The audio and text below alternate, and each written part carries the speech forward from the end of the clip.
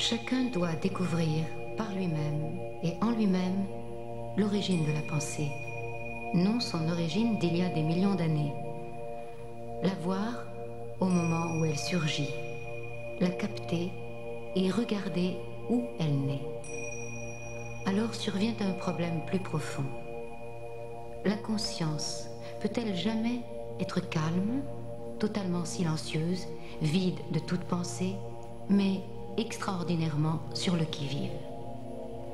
C'est un des problèmes principaux dans nos vies. Voyant que la pensée a produit un tel chaos dans le monde, qu'elle le divise en nationalités, en religions, en cultures, avec leur brutalité de toutes sortes, et les sauveurs, les églises, les dieux, les idéologies, toutes ces inventions de la pensée conceptuelle, peut-on rompre avec cette pensée? Cette rupture est le seul acte vertueux qui soit, parce qu'en lui est une liberté totale. Cette liberté crée sa propre discipline, qui consiste à pénétrer en soi-même, à être lucide, à s'explorer, mais sans névrose, introspection ou analyse, à observer son propre contenant pendant qu'il s'épanouit.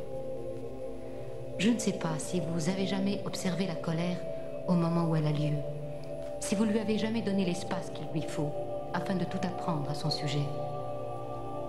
Puis-je déduire de ce que vous avez dit qu'il existe un quelque chose, une certaine qualité dans l'homme que l'on trouverait immédiatement si la pensée et le passé n'intervenaient pas? Comment répondriez-vous à cette question? On me demande s'il existe une transcendance dans l'être humain qui fleurirait si la pensée se retirait. Comment répondez-vous à cela?